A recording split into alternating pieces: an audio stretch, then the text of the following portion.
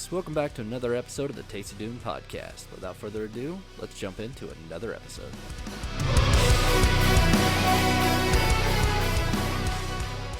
All right, everyone. So, we are going to do a special 10-question episode as our episode number 10. Yeah. You're setting a dangerous precedent. Episode 20, is it 20 questions? I actually kind of thought about that. I wasn't really sure. I figured Episode 100? Oh, no.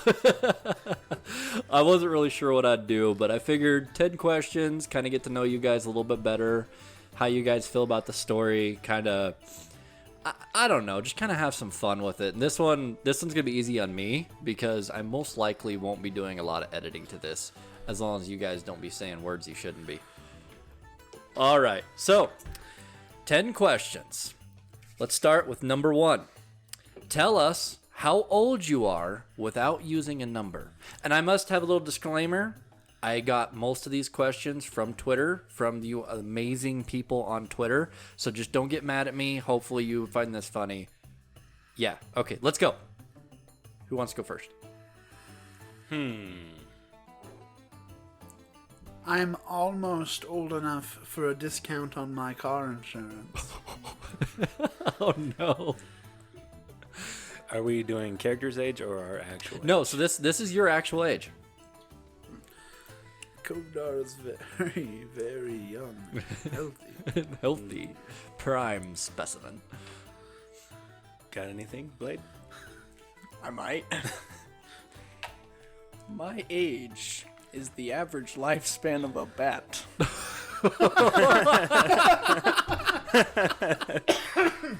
Oh, jeez. So I have put it out there on Twitter, but in case anyone who is listening to this doesn't know, but I grew up watching Mighty Morphin Power Rangers when it first came out. Dude, I haven't watched Power Rangers in so long, like, I don't know. I still vividly remember the first movie. Rangers! I loved that as a kid. Joel, it's actually really weird calling you by your name and not your character's name now.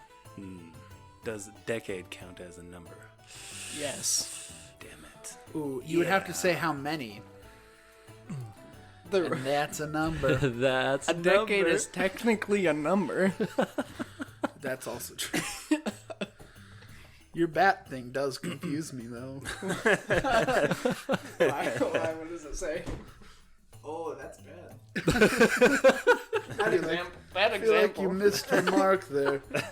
Do you I'm just want gonna to read this for the... I just typed in the average age for my... Or the lifespan... Oh, God. I typed in average lifespan of a bat. And it's no. thrown me 20, 30, and 41, and 16. They'll never figure it out. I am the mystery. Dude, you want another go at that, Blade? It's beautiful. They will never know. Keep them guessing, huh? I'm 41. You 16-year-old bastard. I was born at the end of the big hair and denim jacket age. That's a good one. I can't think of, like, a good example of my timeline. Like, me and Bean are really close. Like, well, what's a video game that came out that you remember growing up playing? Jack and Dexter. Ooh, that's a good Like one. Ratchet and Clank. Like the first ones when they first came out? Yeah, I was really young. Yeah. I watched my parents play, or my dad and my brother play them, the first ones mostly. Gosh dang it, you guys are The- so lucky. The first video game I least you remember were. ever playing is I got a Game Boy Advance, one of the flip ones, and I played Yoshi's Island on it, which was really interesting game. It was a pretty fun game. Yeah, I remember. And When then I the got first Pokemon computer games. came out and you played Pong? Is that what you remember? No, you shut. I'm No. not that old. He had to move the rocks with the dinosaurs. Oh my god. He played Pong Yes. when he was a kid. Yabba dabba doo. No, I'm not that old, but I do remember. I don't know you will remember, but I don't know if you guys remember. Do you guys remember like the brick Nintendo Game Boy, the very first one that came out? Oh, yeah. Like you had to The one that was in black and white? that was black and white, and then didn't have the light? didn't have a backlight. So if you played, you had to have a light on. Yeah, I remember the pain of trying to hide while playing that, but I need light. I remember when they Yep. came out with a little light that you plugged into it. Yeah, and then it like killed your batteries. Yeah. Yeah.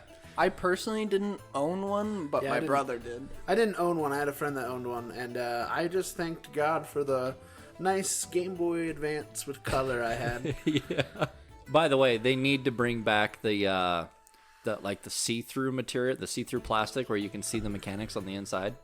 They need to bring that back. That was so cool.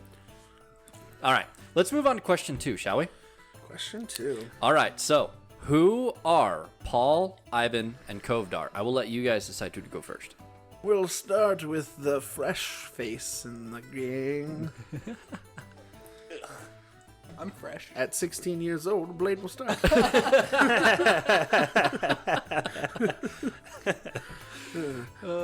Paul is a fun concept, toned down a little bit. The first initial thought on what Paul would be was going to be ridiculous. His class is a homebrew class called a Feat Master. Every level they just get ability score improvements, mostly for the purpose of getting feats. And the initial thought was to just have a character that only took the luck feat, because it lets you retake feats and treat them as separate instances. So there's no limit on how many times I could take lucky. But I personally retconned it just because the thought of re-rolling dice that many times to get a good outcome was just too much Oh my gosh. for me. Coward. And just not worth it. Ultimately, just not worth it. So many dice. But after looking through a bunch of feats, I just kind of got excited for the potential.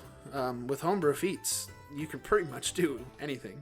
But I absolutely love your new character. I mean, he's got dark vision, he's got unarmored defense, he a sweet sword. gets double hit points from his levels, I'm just scared it'll fall off. Like, and he's got late some game. crafting.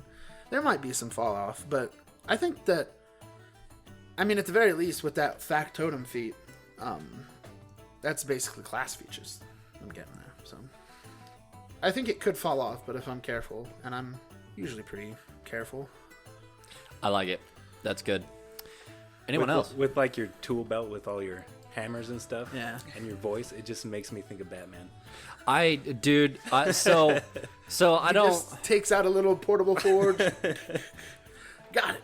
Yeah. Ready to go. I don't know how many times I've had to try not to say, "What are you doing?" Like gargling marbles or something. I don't know if you guys have ever watched He/She on YouTube, Well, and but it's hilarious. my hope for the voice is that over the next couple sessions or couple in-game days, he'll start to clean up. I partially intentionally made it a little harsher because my thought is that he's been sitting in a dark room and forging 24/7 for the last year. And he probably hasn't really And talked all he's that much. probably been, I don't know how well ventilated the area is, but I assume it's probably as good as it can be, and it's probably not that good. Probably smelled like rotten bodies. So all he's the time. probably just breathing in a lot of ash and hard work every day.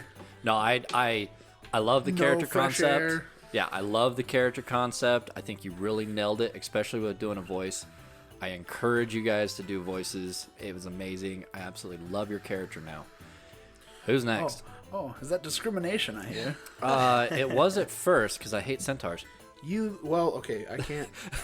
Chiron was a really fun thought, but that's just because I like pretty much any character I play in anything. Any video game, any tabletop, I want to be fast. And I was like, you know what's fast? A horse. A horse, yeah. Horses no, are fast. And he I was fast. I really did hate killing off the character, but it was too good.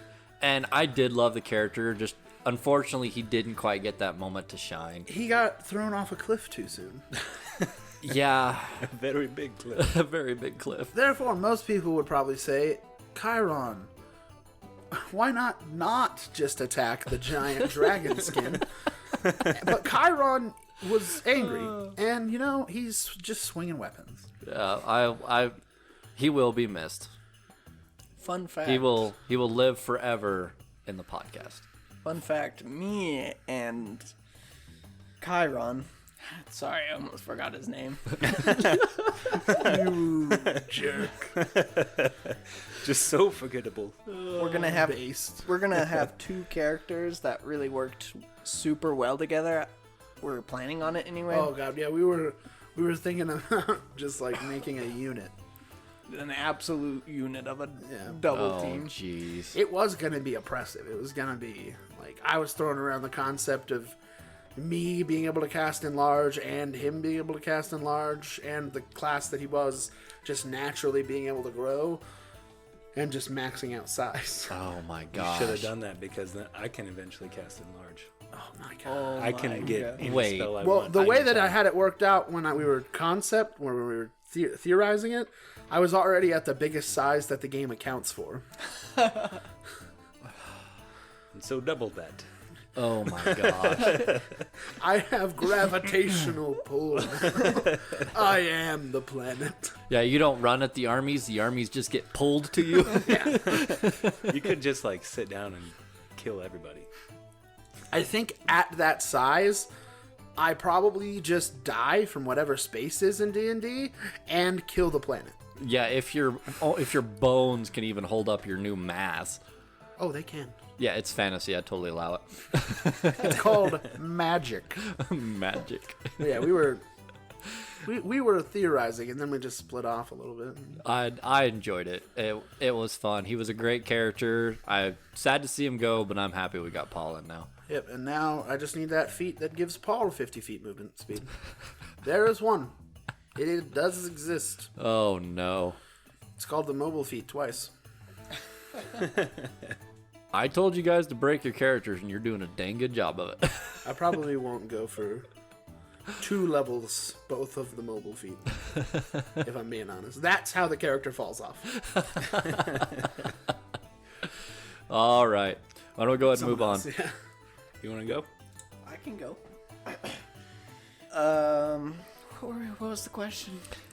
Tell us about our character. Yeah, who is Ivan and what? okay. Yeah, you got it.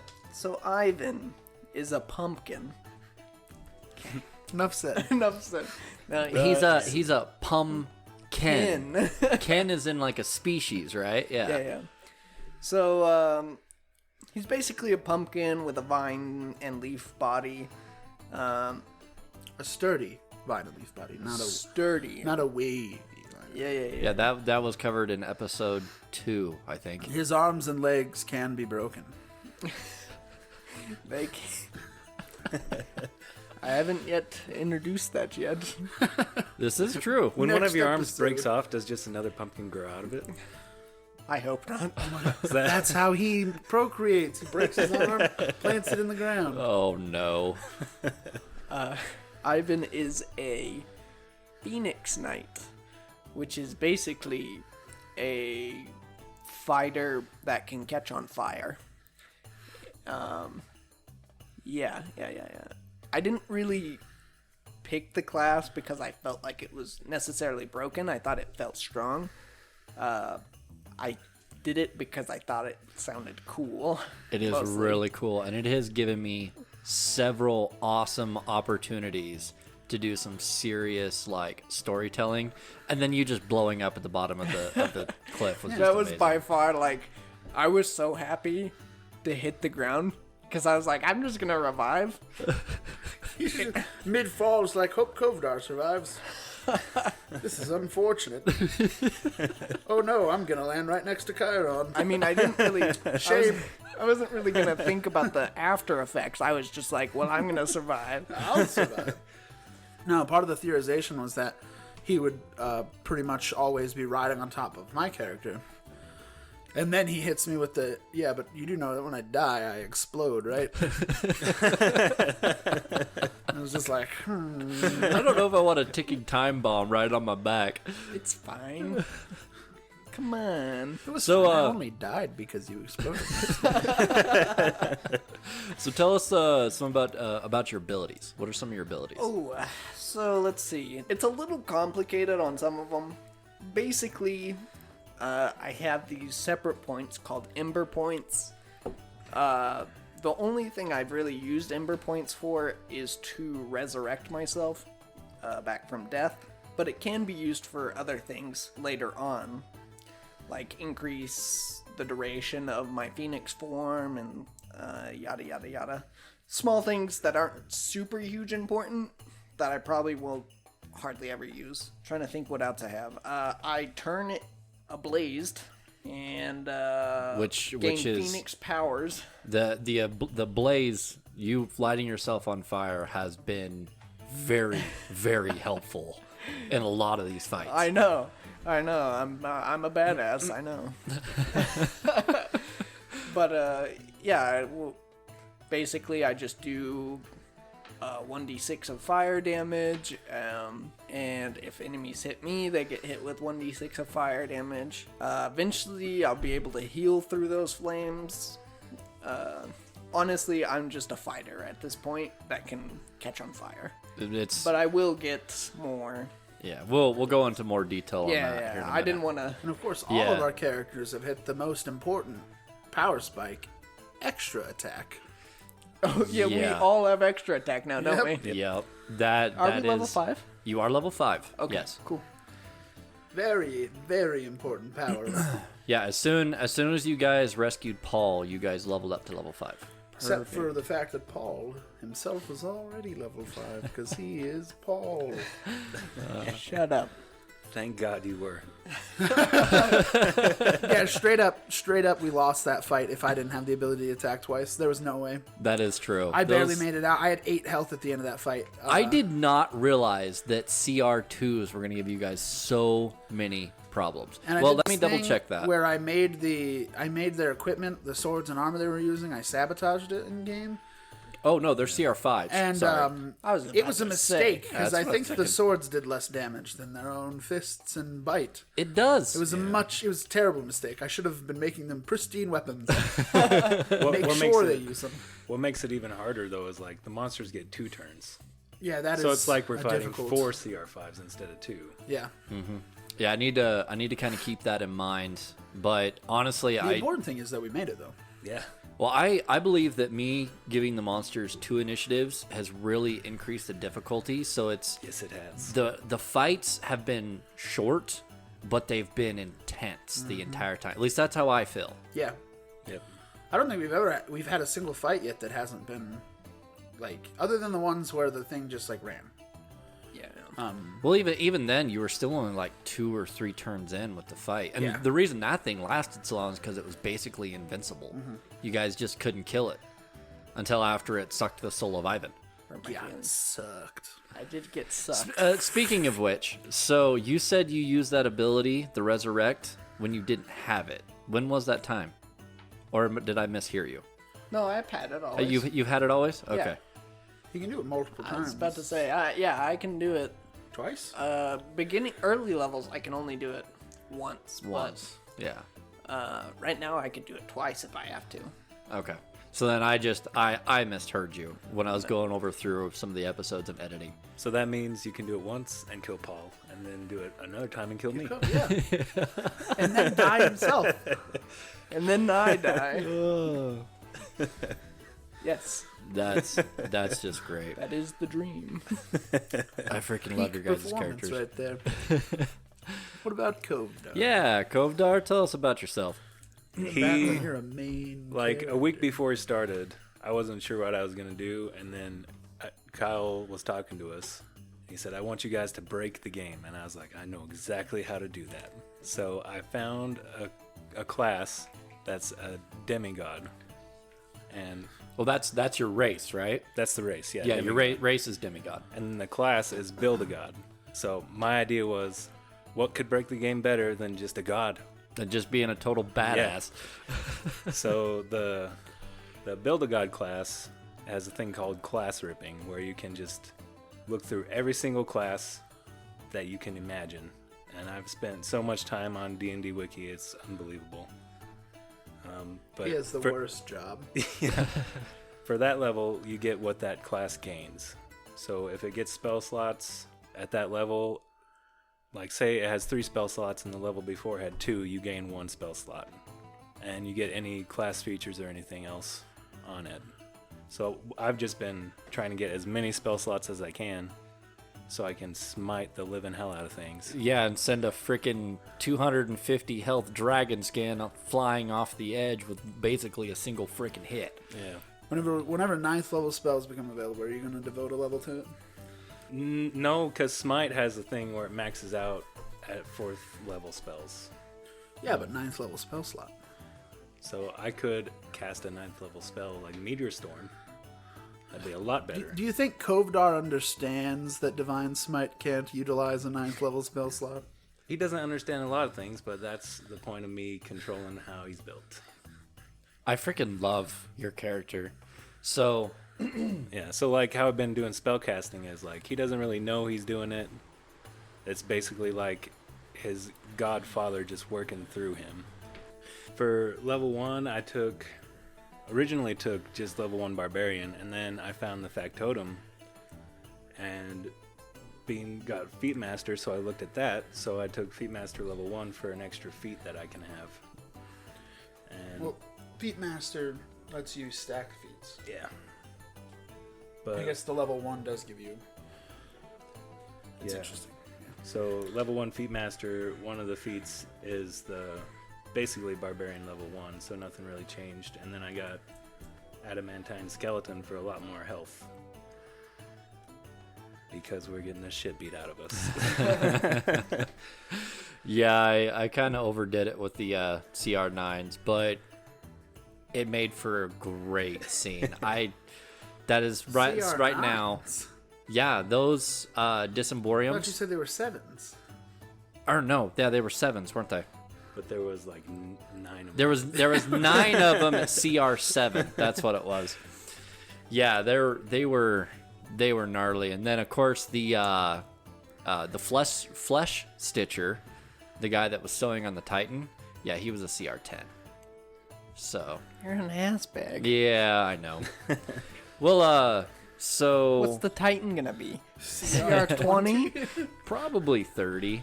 Probably So just end boss god. yeah, so sorry, he's a CR12. I'm messing up all the CRs today. What? Only a flesh stitcher? CR12 building something much powerful than itself. With souls. Yeah. So for level 2, I just have paladin, so I can get divine smite. And for his spell casting is like his god working through him. He doesn't really know what he's doing. It just kind of happens. So the first time I choose to cast a spell, it happens. And then after that, if I want to do it again, I have to roll percentiles. And then after a certain amount, I can just do it whenever I want. And the best part about that is that I have not put that restriction on you. You put that on yourself, which is amazing. Because it makes sense. Like It does. He's dumb. How could he know how to just do these spells?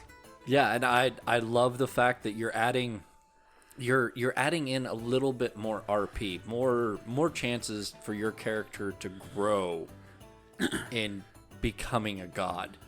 Which I love it. I absolutely love it. I just remember that whole I can't see it, so it can't see me. That's true. I forgot about And I was that. like, I think you're just invisible. Open your eyes. Okay, opens eyes. You're still invisible. Are your eyes open? Yeah. Okay, you're good. Go. All right. Is that all you have for your character? No, I've got Okay, yeah, go ahead. level 3. I found a class where it's a mage, so it's full spell casting. So I got extra spell slots, and I can just... It has a thing called Tricks of the Trade where I can just choose any subclass I want. And for the Build-A-God, all the regular ability scores, I don't get to do class ripping, so I just have to do an ability score or a feat with it. And then for level 5, which is coming up next week, I found a folk caster rogue class with extra attack at level 5. So I get uncanny dodge and spell slots and extra attack. Oh my gosh. Well, is that all you're gonna say about your character? Because that'll lead us right into my next question. So Unless you want me to describe how he looks and stuff. Yeah, we could give out. We haven't described. Oh, well, I guess Ivan did. Yeah. Pumpkin isn't hard to describe. I mean, yeah. Why don't you go ahead, just describe your character a little bit? We currently have art on the way, and hopefully by the time we post this, it'll be out and done. Yeah. Have you seen Ivan's yet? I don't know if Miss Davis. I have seen Ivan's. It looks great. Yeah, I like it a lot. So with the demigod race, you're a demigod and you choose a race to look like, but you don't get anything from that race. And I chose Goliath, so he looks like the perfect Goliath. A little bit bigger than any Goliath out there. And just ripped, long blonde hair flowing in the wind. Yeah, you got a real Fabio look Yes. going on. So that whole thing in the early episodes confused the crap out of me, because when you call yourself a Goliath, I instantly have all the stats for Goliath running through my head. Yeah. But so you didn't get any of the racial features, so like the cold weather resistance. No, the all demigod has that its own stuff. features. I Yeah. don't think he gets the powerful builds. Yeah, did you actually have the powerful build, or did you finally just give up and just add it because I said you had it so many freaking times? No, I don't have powerful build. You know who does have powerful build? Paul. So we got and your strength is 20, right? Strength and constitution. Okay, so yeah, He's you can move 600 He's pounds. a beefy and he's broad-shouldered, 6 foot tall, short brown hair, bearded blacksmith who is old. He's old. He's 40 years old. He's an old guy. But Older he's, guy. yeah, he's Sorry for all you 40-year-olds, but you're old. Hey, I'm not quite there, but I'm getting there. Yes, and you look twice it. Oh, don't even talk about my gray hair right now. For all of our viewers, I'm pretty much salt and pepper. I imagine by the time I'm either 35 or close to 40, I will White. most White likely hair. be white. It's the stress of dealing with us as players. Yeah, I got a red beard that is now starting to get white in it, and then I've just salt and pepper hair. You think the beard goes pink? Probably. You know what? I'll rock it. I'm good with it.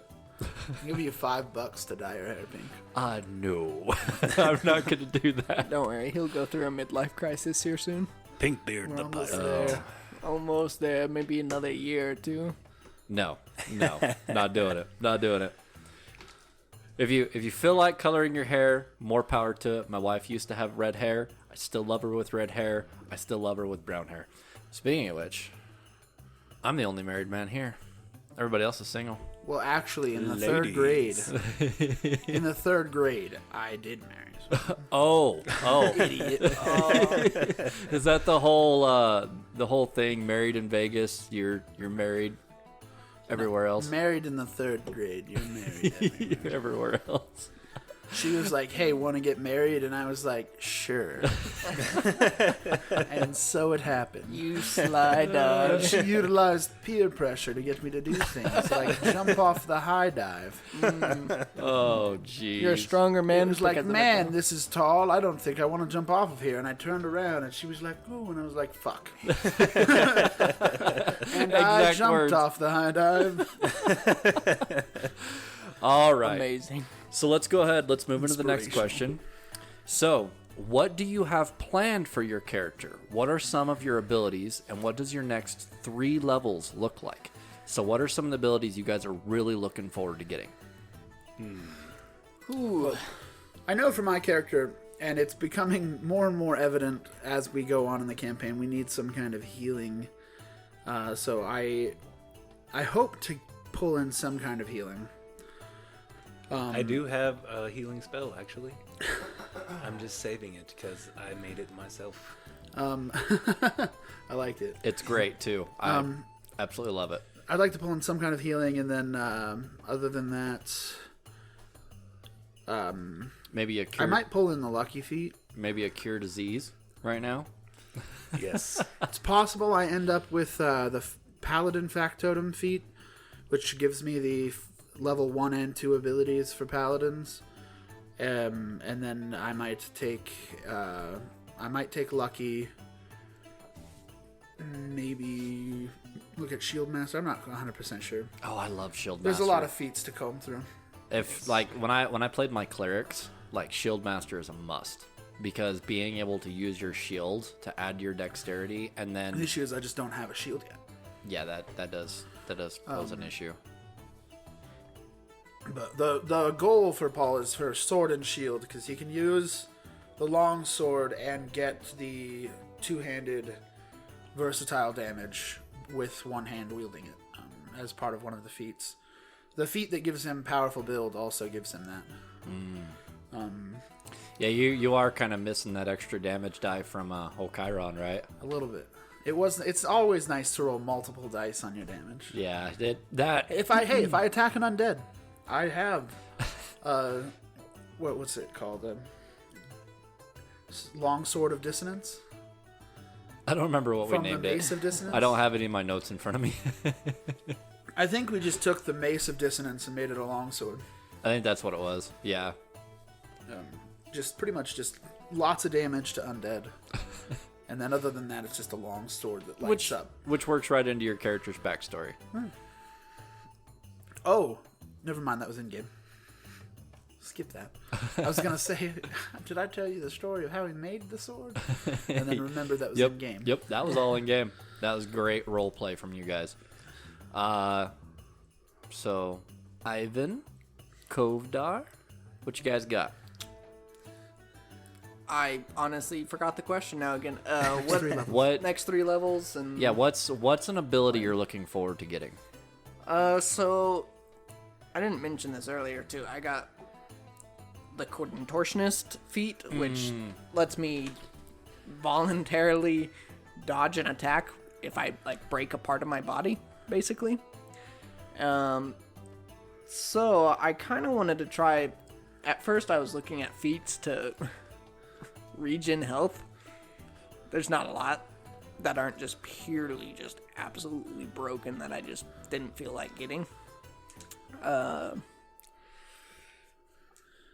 You know, I've got to come out and say this.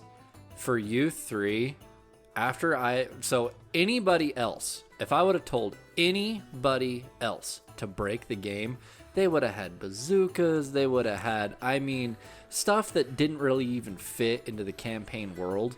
But not only have you guys managed to be able to have overpowered characters, but you guys have managed to keep everything within a game world sense, a fantasy setting sense.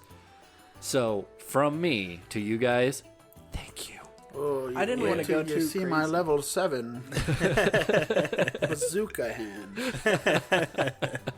It's like magic missile, but it does 20d20 damage. Oh, jeez. As far as like my next 3 levels besides feats go, so I will get flame absorption, which actually allows me to heal. There is something else. Phoenix Aura, which makes me frighten my enemies. And then I also get a fire breath attack.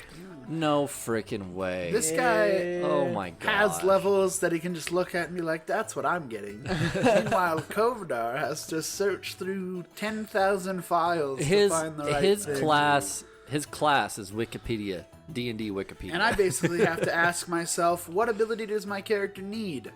Is there a feat for it?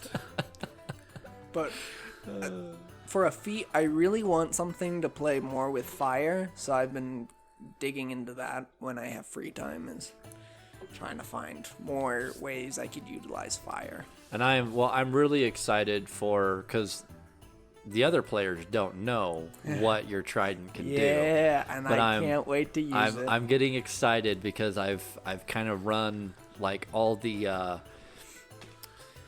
what's the word? All the role play. So when you do something, I can describe what's going to be happening, and I've been playing with different ways how your trident reacts with your own abilities, and I can't wait to be able to say it. I mean, I dropped off a hint on what one of my passive abilities is with it, but I don't think anyone noticed. So I don't think so either.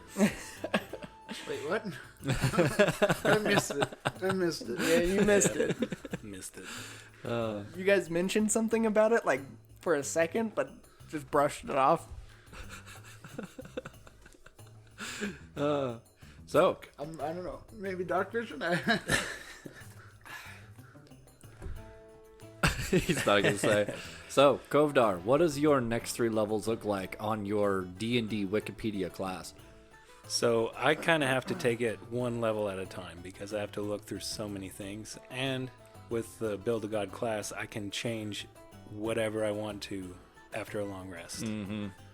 So I've been reining that back a bit so it's not ridiculous and doesn't make sense for the story. So I'm going to keep it like Rage, Two-Handed Axe, and whatever. But after our long rest coming up next time, I changed some of my feats around so I get a leech effect That's right. where a quarter of the damage I deal I get back as health. So next level I found a class that gets an ability score increase at level 6 like a fighter, except it's a full caster class. Oh, jeez. So I get another 3rd level spell slot and a feat. Just going to keep stacking up those spell slots. And I haven't decided on the feat yet. I'm really leaning heavily to like a counterattack feat I found where I can use my reaction to attack and then I get health back when it's not my turn too. So you're basically doubling the amount you're healing as long as you get hit or the attack misses. It's like, what's If the something rule on attacks me, it doesn't matter if it hits that? or Oh, not. jeez. I would say maybe keep an open mind about I believe it's the 7th level for the Samurai Fighter subclass. It has an ability where if they get dropped below 0 hit points, they don't go down. They immediately get another turn, and they don't go down. And if they heal up above 0 before the end of that turn, they don't go down. Which would be stupid with a leech ability. Yeah. Talk about freaking broken. It's a once-off, so like it couldn't happen twice in a row or anything. No, it's probably like a once per long rest thing, But it's but venues. that could save your life. Yeah. For level 7, I'm taking Mage again with Tricks of the Trade, so I can get any subclass I want at level 7. Jeez. I'm really, really thinking about taking the Titan Barbarian that Chiron was. It is an interesting class. The real big issue with it is that it just it doesn't really start happening until the second subclass ability, which is like level 6. So he was just basically a barbarian. It's kind of how it felt like. And I was really looking forward to him actually being able to start using that ability. The big things that he could do was just that he was able to wield 2 weapons that are heavy almost. The longsword's not heavy, but he could dual wield a heavy weapon and a versatile weapon, and be doing more damage than other characters could do with it. Yeah, because when you two-handed a weapon. When I two-hand a weapon, I can't remember. Well, so if for instance, if it was a longsword is what, a 1d8? 1d8, one-handed, and then 1d10 if it's and then two-handed. if I one-handed, I do 1d10, and if I two-handed, I do 1d12. Yeah, it'd be 1d12. is what it did. Yeah, so you go up in damage dice, which was really, really helpful. So you could kind of keep up with the damage needed to be put out. Yeah. I'm really not set on the feat for level 6. Like, there's a racial feat for demigod in the thing where if I take it, I get 1 con, which would give me an extra AC because my con is odd. And I get advantage on all magical saving throws. Oh, wow. Oh yeah, never mind. Unarmored defense. Yeah, that really come to my attention. So out of all the times that I've DM'd, I freaking hate DMing spellcasters. I hate them. I hate having to try to guess what's a good spell to use, how to like plan on what to use next. Like I hate it. I like the raw monsters. Agree. I like raw monsters, raw damage. screw the whole hold person, finger of death bull crap. I want to just have a dragon that eats you and chucks you off a cliff. Plus, if you have just that monster that's doing damage, you have less to worry about. Because one of the best, funnest things to do as a character that can cast spells is to see a monster cast a spell and just counterspell. And counterspell. Yeah, and I do need to kind of give you guys that ability if you ever are able to take a counterspell. Oh, I can. Yeah, I figured the god could. I probably won't. There's a chance Paul takes more crafting type feats. It's not likely. He already has the crafter feat, which I believe is it's from a book. It's not like I don't think it's homebrew, but I don't remember what the book was. It was an Eberron book, wasn't it? I don't know. I saw it on the thing that I used for my altered background, where I got a feat for the background instead of the class the regular background feature. And I took crafter, which makes my items I craft more valuable. And then arcane blacksmith allows me to craft magical weapons, which works really well for me because I was... Or not magical weapons, just magical things. Well, I'm gonna...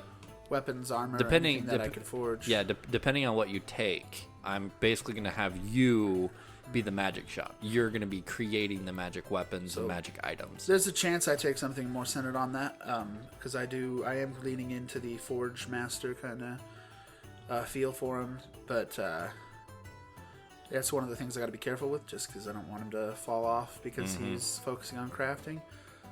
But I mean, having magical items, a lot of worlds, D&D worlds aren't really built for massive amounts of magical items. So. Well, it's having magical items in itself can break the game. Well, it's like I've been trying to kind of figure out how to get you guys to a magic shop, and I have an idea on how to get you guys there to get to one, but it was also kind of nice to have the perspective of you being the person that was able to collect it, because then you guys kind of have your own quests. It's like, hey, I need a dragon heart to build this weapon or this item, so we need to go get one. Yep, that's the gist, and I've always enjoyed that kind of gameplay. Like I had a character in one. Well, we should probably move on with questions. All right, let's go ahead and move on to the next one. So, how do you feel about the story, and what do you think is going on? I think that there's some sort of god of death that is just getting ready to take over the world. That's a solid shot. That's a pretty solid. The pirate ship is a bit of a turn. I feel like it's probably connected to the castle that's there, but I have no clue, honestly. A lot of undead, and it doesn't look very pleasant. The skins in themselves are not good. I don't know what word. I can't find a fancy word, but Yeah, I'm waiting. So I haven't been able pleasant. to drop as many hints as I would like to on what kind is going on. So you guys deciding to go through path 2, going through the spiders instead of going through the castle, you did miss another big RP moment to learn kind of what's going on in the background. But like I'm excited for you guys to finally figure out what's going on. So I'm gonna probably be constantly asking you about this, but for me overall, especially for us just kind of doing this quest on a whim, especially me not even being prepared on the first session, I just kind of want to know, like, do you guys really like the campaign? Like, how do you guys feel in general about it? It's really cool. yeah, I like it. Yeah, I really enjoy it. The story is really engaging, which is nice. It's hard to Especially do. like with the homebrew monsters not really knowing exactly what it is. Like anything could be happening. Yep. This looks like a gibbering mouther, but not quite. These look like ghouls, but they will give you a disease from hell. It's been very scary. Like I feel like I have to be a lot more cautious and think about what I'm doing. Yeah. So in the Flesh Factory, where you guys were running away from the Disemborium, like, what was going through your guys' mind? Don't die. I honestly thought we were all gonna die. Yeah. I thought I was going to die until I rolled really well on hiding. I was particularly worried just because there's just the mounds of bodies that you have to climb. Chiron lacked the ability to climb. So it was basically like, man, this is just the worst fucking place for me to be. Well, then just falling off that 300-foot cliff. Just Yeah, 300-foot cliff, that's not even a problem. The mounds of bodies I have to climb over to not get attacked by the hack and saw monster. Oh, man. Luckily, everyone important lived. So. I guess they'll just be traumatized. The memory of not doing anything for their beloved friend. I was honestly really surprised, but it was the right choice. You not doing I anything. wanted to do like something, like because I feel like there was a lot I could have done to save him. Possibly, we already rolled it. Just so you are aware, I did roll to see if Chiron would survive. Had he distracted the monster? No. No. I think I passed to save, failed. No, I think you failed all 3 in a row. I don't think so. I remember you at least passing one. I at least passed one. I think it was maybe. fail, pass, or something like that. It was close, yeah, but I did in die. Yeah, in the end, you did Regardless. fail. Yeah, but all if of I them. was like, you never know with the dice rolling, just a slight shift in the wind, and you could have rolled a little bit better. And I mean, like, the only instance in which it would kind of work out is if I rolled a nat 20 and came back up with 1 hit point. Yeah, and you'd that's- probably just come back and eat Just your die life. again. Yeah. It's unfortunate, but yeah, it was But probably a good move on that. Chiron won't be forgotten. Like at level 5, so after on our next session, I can cast Spiritual Weapon once a day because of my race, the God race. Oh, and your spiritual weapon's going to be a centaur. It is. That Oh makes no Aw. It is. That's gonna be Okay. adorable. So, Yeah. since we're on the subject of Chiron and him not being forgotten, I have plans for him. sense. Yeah, little monster plans. I have monster. good and bad. So just in the future, be prepared to meet Chiron again. Monster Chiron. I will fuck it up. All right. So now that my head is that much bigger, let's move on to question 5. If someone named a drink after your character, what would it be? Is it alcoholic or is it not? Alcoholic. So what would it be? It would probably be just like, you know how there's fortified wines where it's like really strong alcohol? It'd be like a really fortified dark beer. I just see lullaby Yep. on it. Something that's gonna knock you out. Lullaby. When you don't have anything to do the next day. Yes. Oh, jeez. I don't know. I just, like, my vision of Paul, I just kind of think of, like, just black coffee, honestly. I could see Plain. that. Crafter's got to stay awake. Yeah. Got to have his caffeine. Be like the blackest Smith.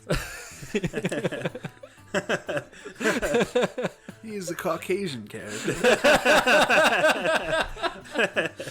I'm talking about dark roast. Careful there. I know. I love you all. I do not discriminate. I love you all. I promise. Except unless it's doors and their consent. Oh my gosh, don't even start me on that Bringing it stupid into the campaign. podcast. Stupid, how dare you? So, just to kind of give our viewers an insight, so Blade was the DM of a campaign, and there was a magical door that my character just tried to walk through, and then got yelled at and told my character that he did not have consent to enter him. It was a very full of sexual innuendo. Oh my gosh. My then- character, of course, got consent, like a human being. Disgusting. And then of course somehow my character ended up being called the racist all the time, even though he racist? wasn't trying to be. Oh, We were a little mean to that character. I hate. You were especially despised after that door incident. Oh, and then we released the door on the world, so now there's people trying to just enter their house. It's like you do not have Hold on. consent. That wasn't necessarily a canon thing. Oh, it was. Oh no. You specifically remember it being freed. Yeah, but we joked about what it would do, but we never saw it do anything. Oh, yeah. Well, it is. All we know doing is that we things. told it there's a whole world with a lot of doors out there, And then it was like, and then it just left. I'm free. And it was just, oh no. Yeah, if we ever go back to that campaign, the BBEG is going to be the freaking door. You do not have consent. You shall not pass. But I'm the door's friend, remember? I didn't give you consent to live. Oh my god. Oh. So, like, for Ivan, I feel like your drink would be like... Spice latte. Yes, definitely. Damn it. So, Pumpkin spice beer, pumpkin spice coffee, anything pumpkin spice. okay, how about a pumpkin spice fireball? Oh, That's yes. what I was thinking. That's kind of what I'm thinking. Yep. That's what I was like. It has to be something that's like really warm when it goes down your, Yeah. you know, has like a Yeah. little fire to it. Yeah. And I was like, a fireball's perfect for that. Call But it, then you gotta have something like, you know, like a pumpkin flavor or a pumpkin spice flavor. you call so- it Phoenix Tears. Phoenix Tears, yeah. I'm not sure 'Cause by the how end of it, that you're would crying. Taste, though. Can you imagine I- fireball pumpkin spice together? Like So, cinnamon? as I think somebody... you take the cinnamon out, just replace it with pumpkin spice. Yeah, yeah. I'm already getting super heartburn just from thinking about it. My last fireball experience was not good. No, I don't know. I'm a tequila guy. So. Tequila's so good. I like see a lot of tequila videos that and are like, margaritas. drink tequila without making a face. And I'm like, that's not even hard. Yeah, like it. Tequila does like has no Drink flavor. that if you- stuff like it's water. That's easy. Ugh. It makes me break out. Luckily, I'm not an alcoholic and I don't have an overwhelming urge to drink because I could drink the hell out of some tequila. Didn't Oh, you geez. used to be pretty bad? No, that's just college. You can't down college. Okay, yeah, when you turn 21, If I'm at a thing, like if I have friends who are like, we're gonna drink, and I go to that thing, it's like, okay, yeah, we're gonna drink. So I'm drinking, and I'm drinking. Yeah, didn't you drink like for the... I did some wet lab stuff, yeah. wet lab Our stuff, college yeah. in our town has a Ranger Academy, and they have to do wet labs, which is just practicing running SFSTs, roadside maneuvers, which is for just DUI stops and stuff like that. an excuse to have free And liquor. so that's basically the only time I ever drink is if I go to one of those things. But then you drink. Yeah, you But drank like I a drank. whole bottle, didn't you? No, I wanted to. She didn't let me. They limit you. They don't want you to get so drunk that because the basis of it is that these rangers have to do the SFSTs on you. So they can't let me get so drunk I can't do the SFSTs. You 'Cause can't. That's a problem. You can't try to act sober. But she did let me beat my record. I went from 15 shots to 16 shots before she cut me off. Oh. I was halfway through the bottle. Next year you got this. 17 shots. They're just gonna put. Sadly, I worked during it this year, so. They're gonna put a plaque on the wall that's being 16 shots. I also didn't get very drunk from it, so that's an important note. Oh jeez. I don't understand. I don't know. I used to be fine off of like 6 shots, But I have a I lot- think I'd get fucked up I have off a of lot- 6 shots now. More yeah. place for it to go. I would. Well, so as of me right now, where it's been 2 years since I quit drinking. I'm pretty sure that if I had a beer, I would get drunk. But I was never really a lightweight. I could drink quite a bit, but just being so long without having any, I'm pretty sure I'd be a lightweight now. I'd get buzzed off of a beer for sure, but it takes a lot for me to get to buzz to drunk. I have a really fast metabolism too, so if I'm not drinking like a lot, then You just kind of burn through it. Yeah. Yeah. All right. Well, you want to add anything else to that? No. So we got coffee, we got a dark beer, Lullaby. and then we got Fireball. Yeah. That makes me want to kill myself if I ever drink it again. Pumpkin spice ball. Food. Kill yourself from drinking. All right. So, question number 6. So, if you could have a feat in real life, what would it be? The lucky feet. Easy. Easiest thing in my life. I go to ask a girl out. I fail. Reroll that shit. Easy. That would be pretty good. And then the next day, I can roll that shit 3 times again. I'm invincible. I'm a god. But just magic initiate with prestidigitation. You Magic can just clean your whole initiate. house and not have to really do anything. Oh, that would be so nice. Magic initiate's the answer. Who has magic? No one. But I'm lucky as shit. Yeah. You know what that's gonna do for you when I burning hands your ass? I You're will gonna pass your save, luckily trip over but you're before you. still gonna burn. And at the end of that, Lucky, you're still just a person. Why are you trying to kill people? That's a good question. Why is your level 1 spell something to kill things? That was a theoretical scenario. And obviously the only spell that's worth taking is Burning Hands. Imagine the Well, you gotta have a shows you could do. self-defense spell first. I'd just take the prestidigitation. That Just would be the way to go. prestidigitation alone would be amazing. I mean, God, there's so many spells.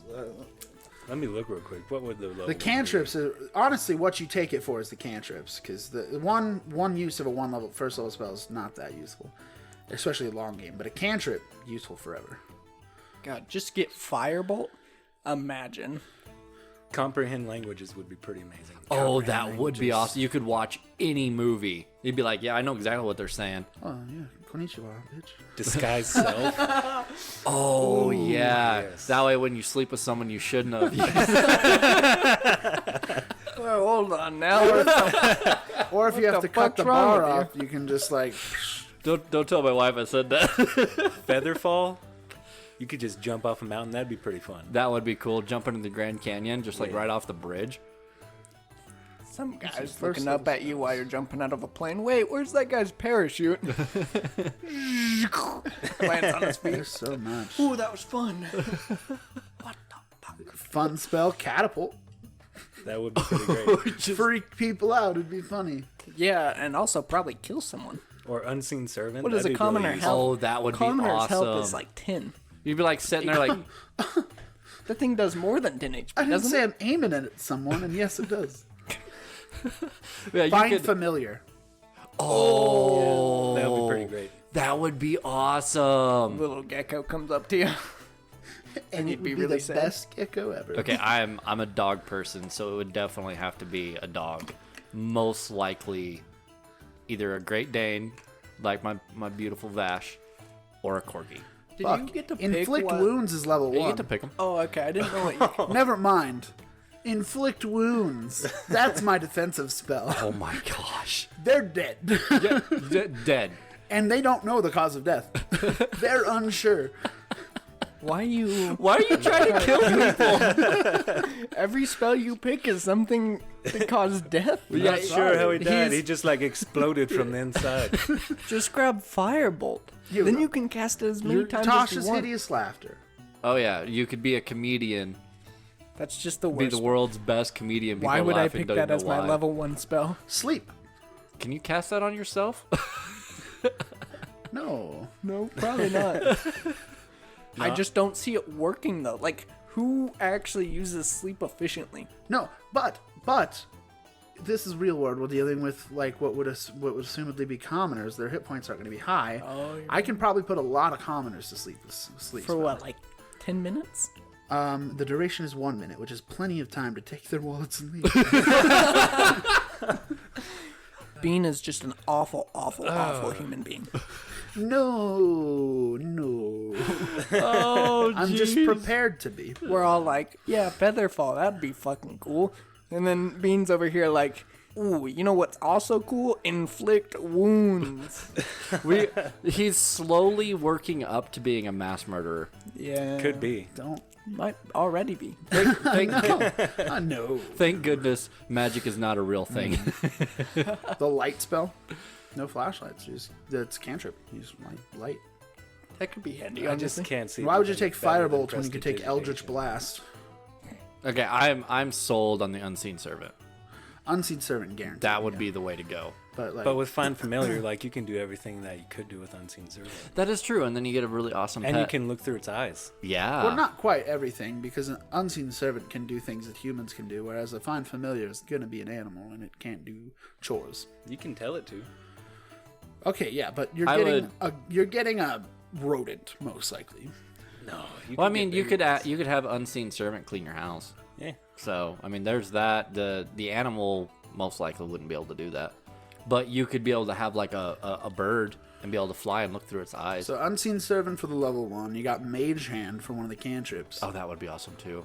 And then, are we in agreement on a self-defense perk?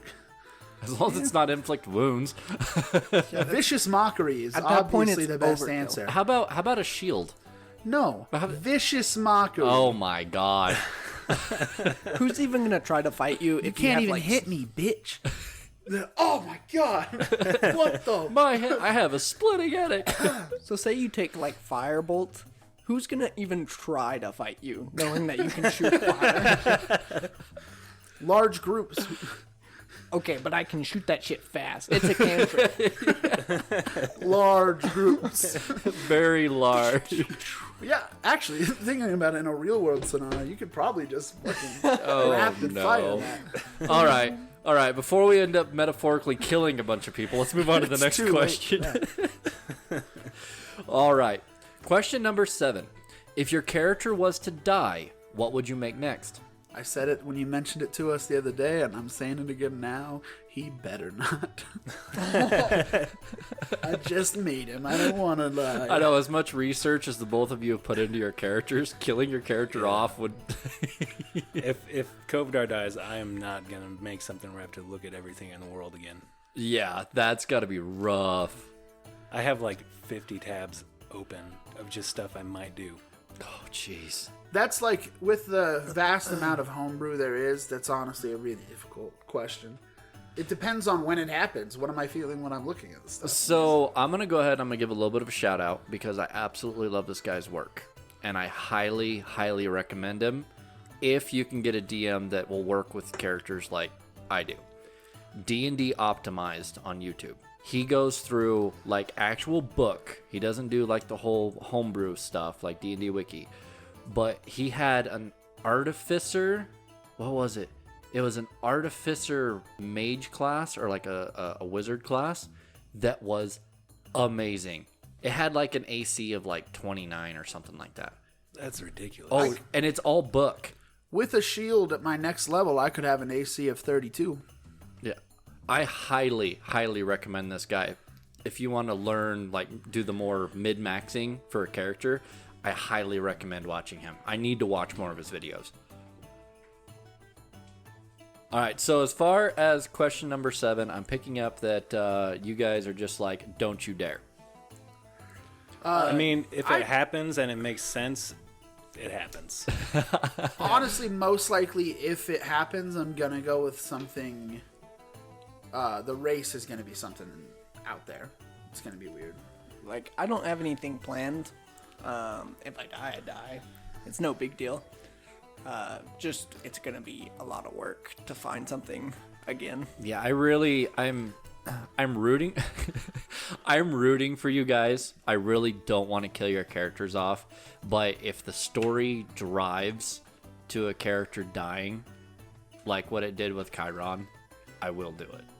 Yeah. But luckily, between some of the circumstances that you guys have been in and kind of my personal attachment to all of your guys' characters, you're kind of on the safe side, but just know that there's still a chance I could kill you. Yeah. But I absolutely love your guys' characters. Yeah, he doesn't even know what the CR of the things he's throwing at us is. I just kind of like roll the dice and then just turn to a page. He's just like, wow, this monster's undead and looks cool. Let's Use just it. put it in there. That's Him later What on it- during the session, it's like, Oh, CR20? Oh, this is Well, this is an archlich. that's unfortunate. He uses power word kill. Do any of you have more than 100 hit points? Good, you're dead. Do you have more than 100 hit points? I have 100. Not after a full rest. I have 100 exactly right now. wow. Nice. I have like 43. I've got like 62. No, I had like 62. Somebody had to go and give us a disease. Hey, you're the one that failed it. Hey, I... It's also a ridiculous DC 17. So Yeah. I'm actually surprised on how high that is. That's a painful D. I have to roll a 12. All right, so anyone If you guys who were as good as me, maybe you wouldn't be diseased. Hey, maybe me and him were the only one that even got hit.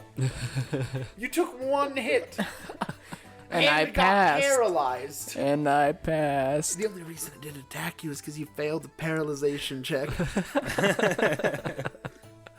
I'm gonna bite him. I bite him. What do you mean you bite me? Yeah. Yeah. Paul bites you. I mean, Where, when? it's by bites. So anyone wanting wakes to you look up on the boat. anyone wanting to look into this, it is the Dracul Fever from the Toma Beast. Highly recommend Kobold Press in that book. I freaking love that book, and a lot of my monster ideas have come from that book. But yeah, go ahead and roll a hit. No, I'm joking. Don't do that. He's asleep. Do I get advantage? Can I get the disease? I'm a plant. Could I really even turn undead? Yep. Undead plant. Logically. Yeah, I would. If it's alive, you could turn. Yeah, it. the story would drive for your character to become back, but you would be like a hive mind. You would be breaking parts off and growing more pumpkins. He wouldn't show up until it was too late. Too late. So, question number 8. You are dying and in need of a healing. You have 1 healing potion. You pop the cork and start to drink. The red liquid reaches your tongue. What does it taste like? I just imagine like a combination of blood and cough syrup. Yeah, I just don't imagine it having like... So when I think about a healing potion, I don't imagine it tasting good. You know, like... I think I don't imagine it tasting bad either. Like when someone drinks a healing potion, you don't hear like a character say, this is gross. You also don't hear like the nobles just sipping on healing potions and whatnot.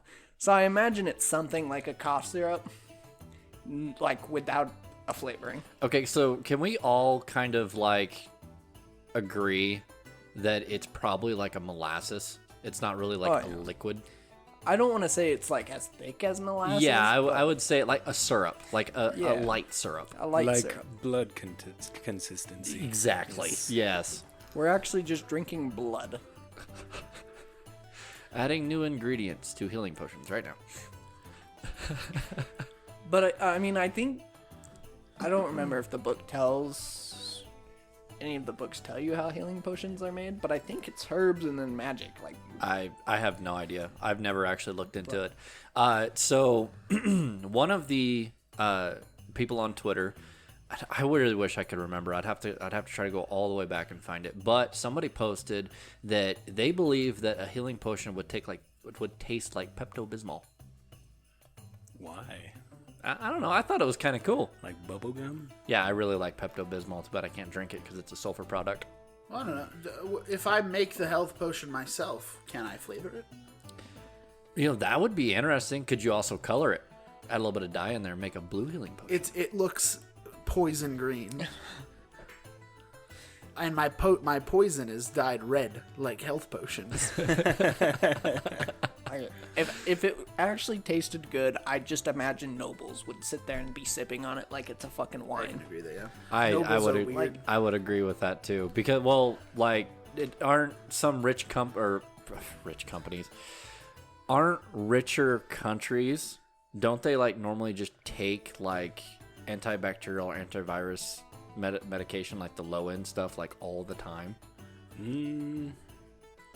Or a lot more often, just because they have access to medical care. Not like at their poor house, countries. like, time for a flu shot. So it's either that or I am being taught wrong by Plague Inc. No, like if you're super rich, you can just have a doctor come to your house and, like, if you need it, they'll give it to you. If only. Yeah. If only we were super rich. Speak for yourselves, peasants. Oh, shut up, you. Mister, I just bought a house. I didn't buy a house. Renting a house. You're renting a house. Yeah. I thought you bought it. No. I'm renting it for very, very, very cheap. $100 Yes. every other month. All right. No. Well, so let's go to, let's move to the big questions now. The last two. Number 9. What is your best D&D moment you have ever had? Yeah, this is the thinker. See, I was talking to Bean about this earlier when we were playing Terraria. Like, it's super difficult to pick, like, your best D&D moment. Because I have a lot that I enjoy. And I usually enjoy the more, like, when we're more goofing around. I enjoy both when, like, something cool, like, happens. But I more enjoy when, like, we're goofing off and doing the little things or things that aren't canon or whatever. Mm-hmm. Those are my favorite moments ever in D&D. And I always, like when I am DMing or something, I indulge too much almost into those moments because I like to do it. And then make it canon into my thing. Mm-hmm. Like a door that gives consent. Like a door that gives you consent. I freaking hate that door. So if I were to pick like a moment that I was DMing, the first thing I think of is the door, honestly. Really? You would put that? I freaking hate that door. Oh my gosh. It was so funny. But yeah, it did add a lot of comedy towards it. And it actually did make sense because the door was protecting a mage and the mage was what created the door. Yeah. So, I mean, story sense, it was there. It made sense. And then it became canon because you guys were screwing with my freaking character. Yeah. Yeah. But I don't know. Just the moments that we're goofing off are definitely one of my favorites by far. I do have a specific moment that actually I just thought about right now. It was early on with one of like the first campaigns I've ever played. It was 3.5 at E, and this character, he's a really interesting character. This is that character that got turned into a vampire. And it was like the DM made a custom thing for it, and it was pretty strong. And then this character later on in that campaign, I can't remember where we found it, but we found a deck of cards. Yeah. The DM gave us a deck of many things. Oh no. And we were at like level 8 or 9 at this point, I think. And I declared I drew 3 cards from it. So I had to draw 3 cards from it. Oh, no. And I drew... Oh, God, man. I drew 50,000 experience, an item... No. I drew an item. I drew a castle. I think I got a manor.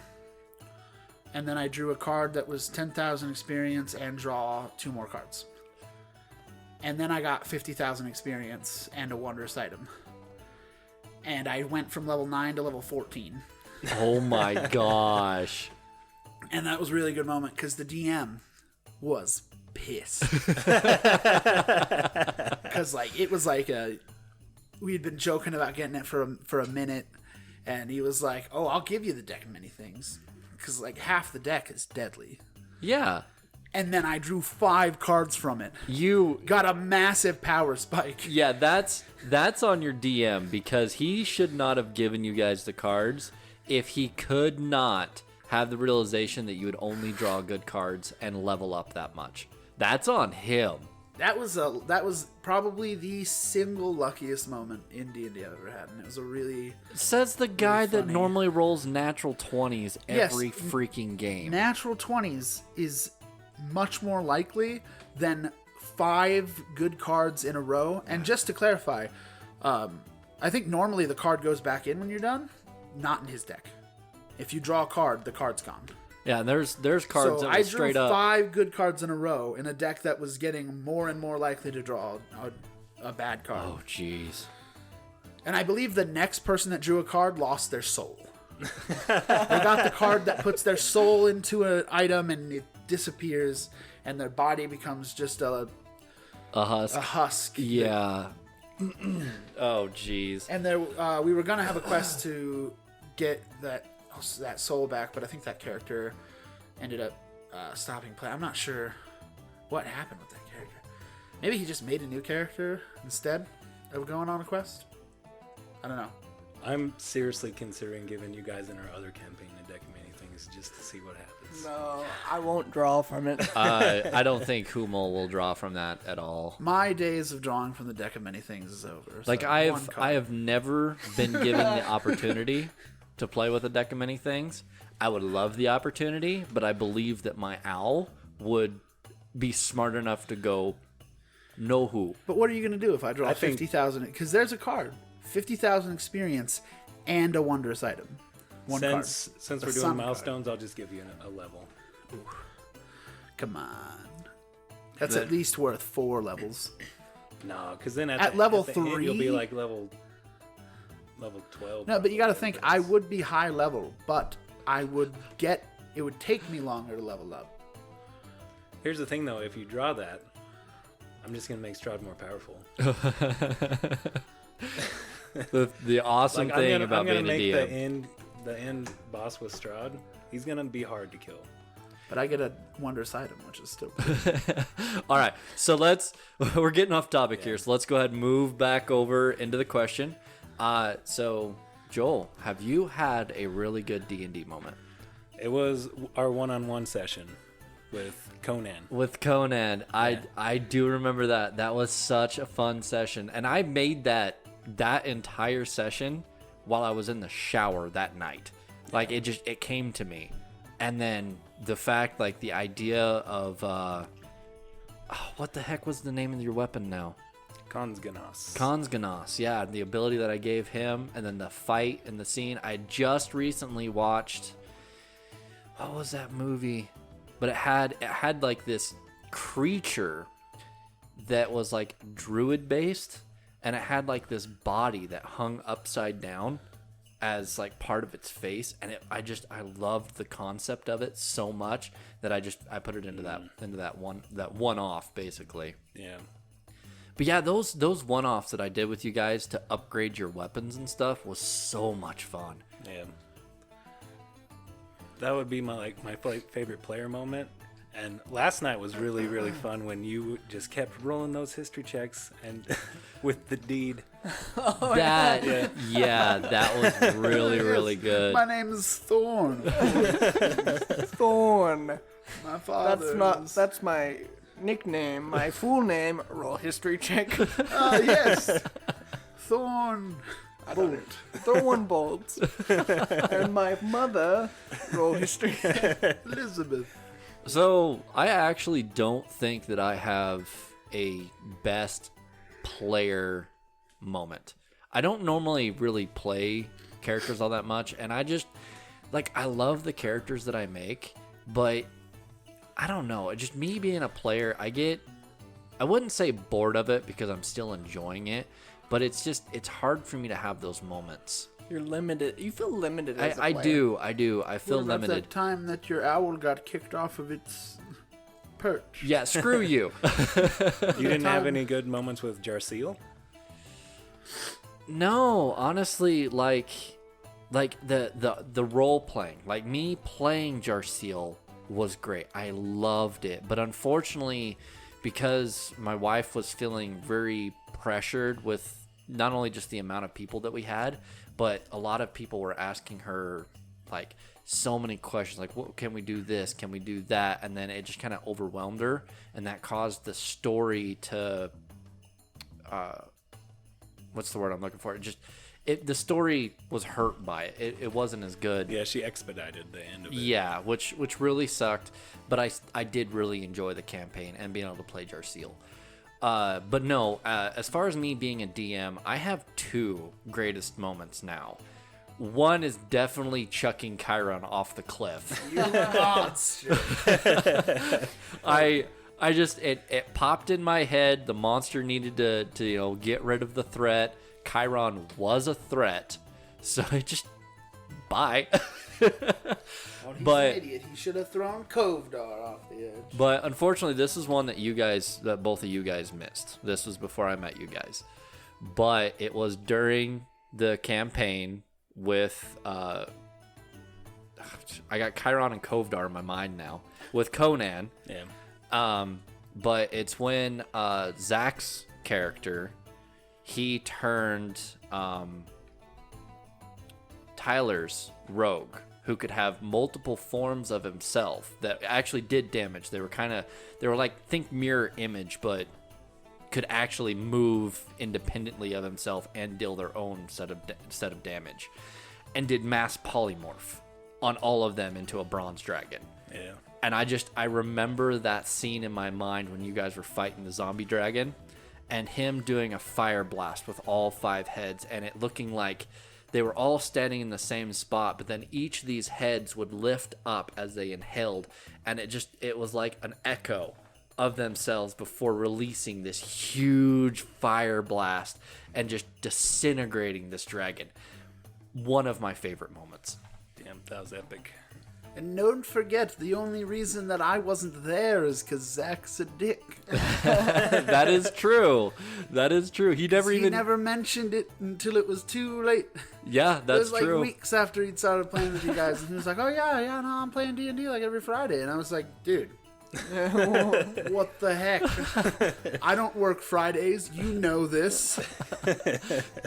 Well, at least you guys are now part of this great campaign, and you guys now have your voice on the internet, and Well, my voice It's is awesome. already on the internet. You just gotta know where to look. we're not talking about those kind. Hey. I was gonna do some music there, but I thought I should stop. Yeah, let's not do any copyright strikes on us. Oh, I don't think it's copyrighted. Yeah, I already don't want to do it now. All right, well, let's go ahead. Let's move into the last question. What is your worst D&D moment? It's pretty easy. So, my first DMing experience, or not DMing, sorry, D&D experience ever. I was playing with a group of friends back in college. I was playing a rogue because I thought it'd be cool, edgy, you know. I had a wooden mask. Ooh, God. So we're going into like this sewer, and we find some smugglers or something. I can't exactly remember what was going on. And there's a bunch of crates everywhere. And my thought was, oh, I'm gonna go ahead and like sneak behind these crates and sneak attack these guys. So my first D&D roll ever, I nat one Oh, no. to sneak, and I ram into the crates, and rats swarm me. Apparently they're just random rats in a fucking crate. So rats start attacking me. My friends kind of are trying to help me kill these rats as well as these smugglers. And we finally get the rats done, and we're trying to kill the rest of these smugglers. And then I go to roll again I don't remember what exactly the next roll was for exactly, but I nat one again. Oh, my God. So my first experience ever playing D&D, I nat one twice in a row, and another swarm of rats attacks me. Okay, I have to ask, did you survive the encounter? Barely. Very barely. And the DM gave me rat resistance. I'd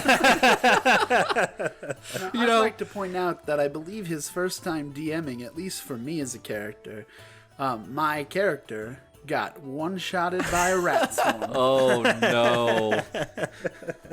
He was a monk. He had like 8 health. I think he survived, didn't No, they attacked, and he might have lived Unconscious. because of the person with me won the fight after that. But he's insta-down. Oh, no. And I have never played a monk that hasn't gotten insta-downed. Early game. Yeah. The monk I played when you did Curse of Strahd, insta-downed by a suit of armor, and then back to full health, and then again by a broom. I almost forgot about that. That's probably one of my favorite moments, honestly. That was so funny. Bad history with monks, but I would say my worst moment, it was a complicated scenario. I think I've told you guys about it before, but it's the same character, the vampire character. So he'd been turned into a vampire already, and then at one point, one of our characters who had, again, the DM made a special item thing that this character had that she could shoot. It's a bow she shot, but it didn't need arrows, and it shot arrows of darkness. Not the spell darkness. They were just like, or no. I think it might have actually caused darkness. Regardless, at one point, she accidentally shot it into my character's heart, which didn't kill him. It just turned him evil. Oh no! And so it was a cool, like, it was a really cool scenario, and it was a really like interesting thought, but it was also so awkward and complicated because no one knew I was evil, but I was evil and I had to do evil things. But it was just like, how am I going to do this? Yeah, Just kind of made it. And it was also my first time playing D&D. yeah. That's a was lot. like- I have to be evil without them finding out I'm evil because they'll kill me. We were that campaign. Oh, we were yeah. those players. The murder hobos. Murder hobos. I was most likely dead if they found out.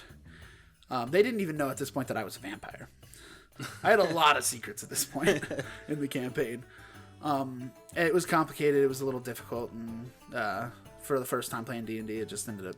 Well, like It could have been really fun. It was just less fun because of how complicated. yeah, it was because it got really complicated because it you was- were it was an outside and it was also breaking for the campaign because of the It was the style of the campaign was. Have you ever read? It's a book series called Fablehaven. You guys have been playing D&D a lot longer than I have. Oh, it's not a D&D thing.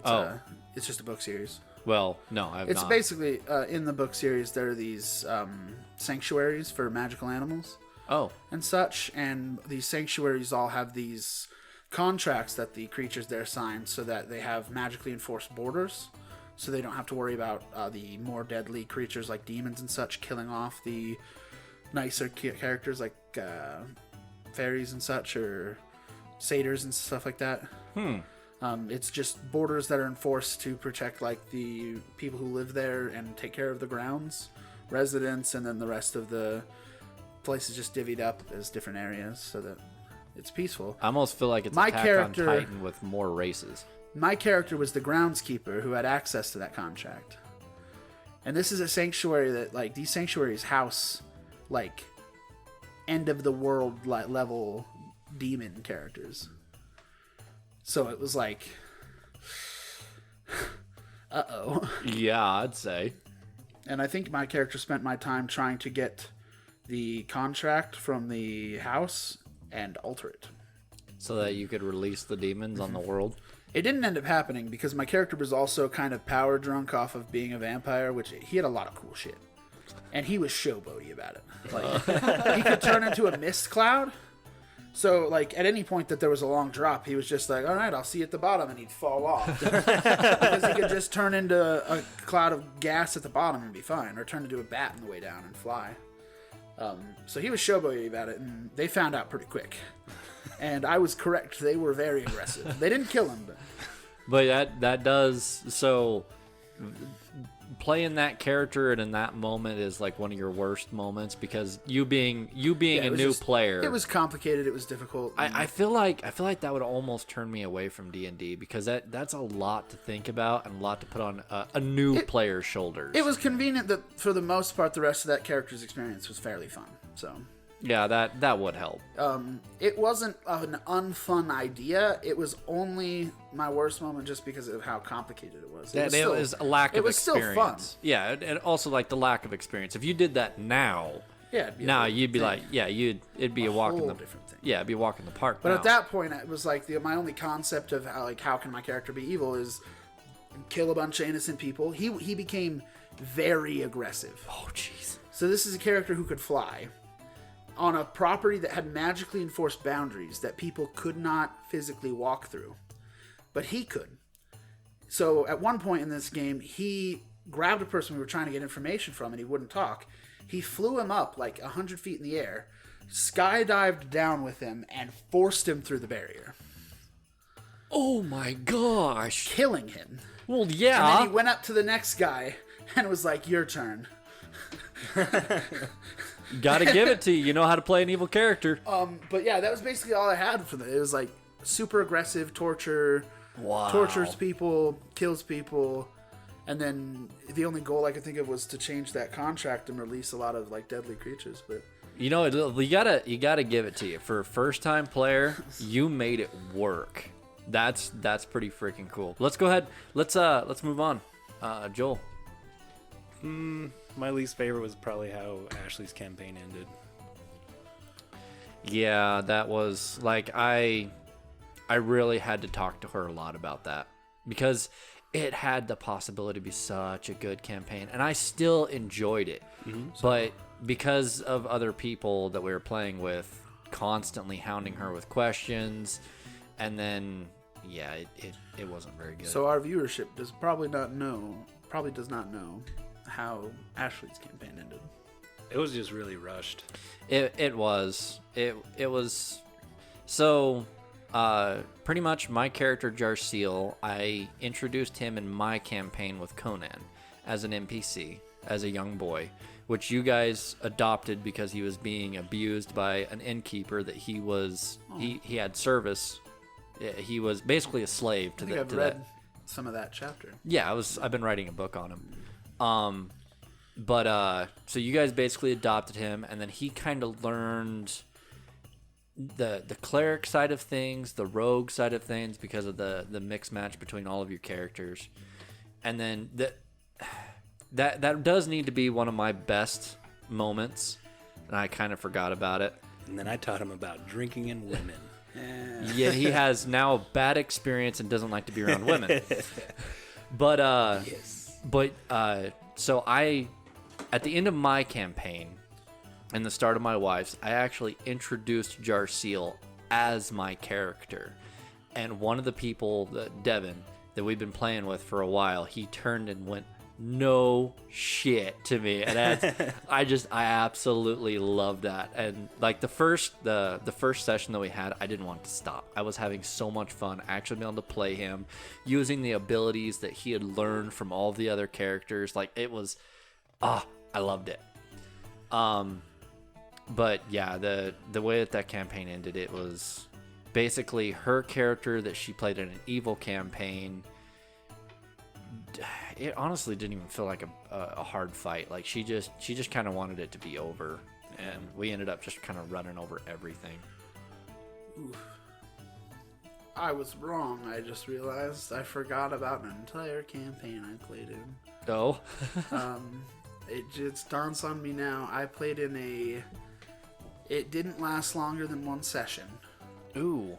It was a first edition AD&D game, and I was really excited for it. I had a drow character. It was a really cool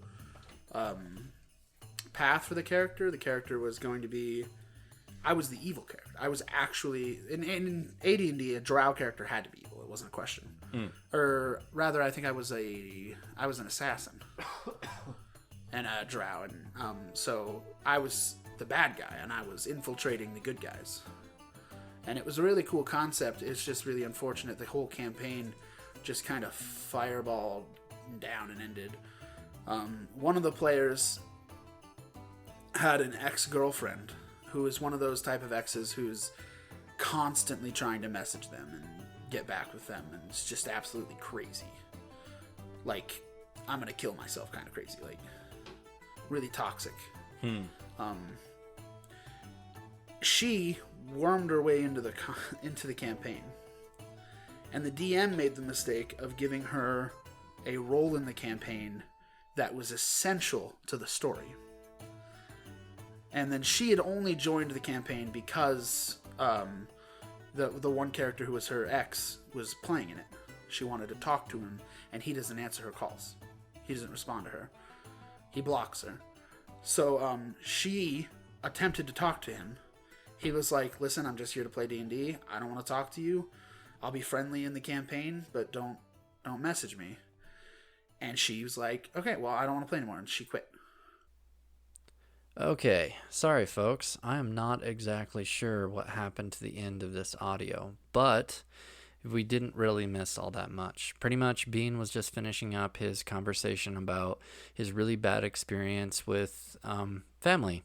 Well, two family members not of his that weren't really wanting to talk to each other, and it really brought down the game. So yeah, definitely a bad moment. After that, I just wanted to, well, after that, I continued and talked about my worst experience. And I basically told everyone, that it's really horrible to have a bad experience with D&D, and especially when you're among friends and family, but it can happen. But, yeah, I pretty much take the cake between our friend group. So to talk about it again, even though this is the first time you've heard it, my bad experience was, it was in the campaign with Conan. And during my campaign, the wife's character was the BBEG working in the back.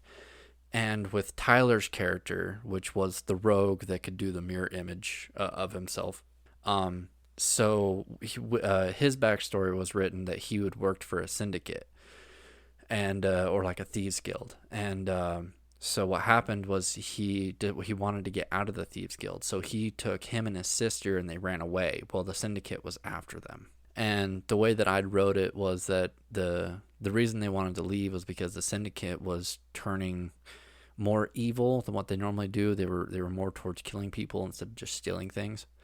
So it was because of the wife's character, Sarasa, working in the back, and she had these insect-like creatures taking over the minds of the syndicate. And when it was all said and done, I felt like I'd kind of done a pretty good job, but I definitely was missing a lot. I'm not really good with the political side of things. I don't know exactly what exactly is the right word for that.